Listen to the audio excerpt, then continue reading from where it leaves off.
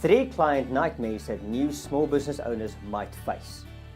I will cover 3 client nightmares that new small business owners might face and then give you suggestions how to handle and navigate them with success at the end.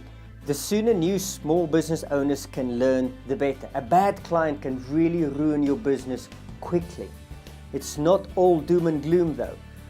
This will help you identify those bad client situations that you can navigate out of them. Focus on the customers that you want to serve and want to be served by you so they can increase your profit and services to them.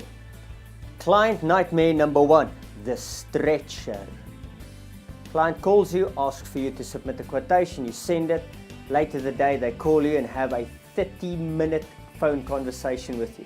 They wait a few days and then they call back and ask you to break the whole project down. As a consultant, every major task I have to price separately.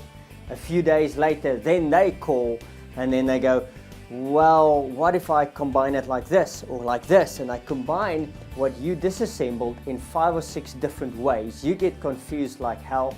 You end up giving them much more at a much lower price because they stacked up so many things differently that you lost it and they grew it and stretched it. And you don't know where you are at the end of the day, and be very careful of that. I have lost a lot of money this way. Client nightmare number 2, the goalie. You quote on an amazing job.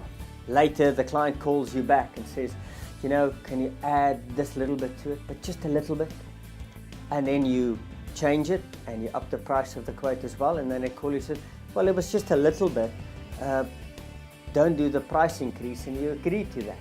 And then 2 days later they call you again and say, can you add this?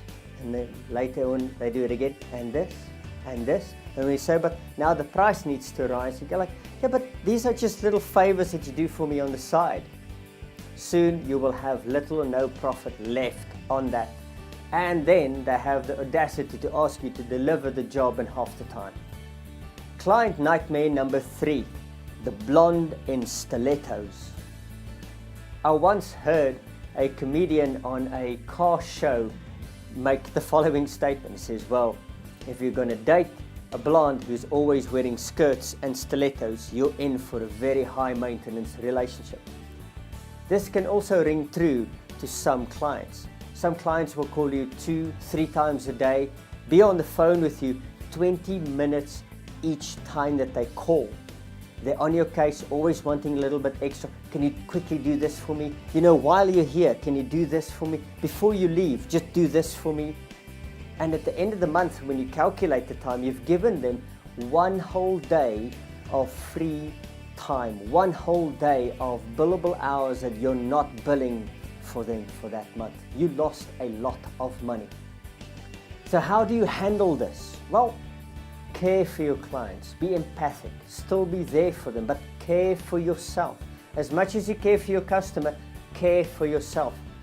When you quote for a job, sit down and think to yourself, what are the parameters on this that I'm prepared to bend on? What am I prepared to give away for free? What am I not?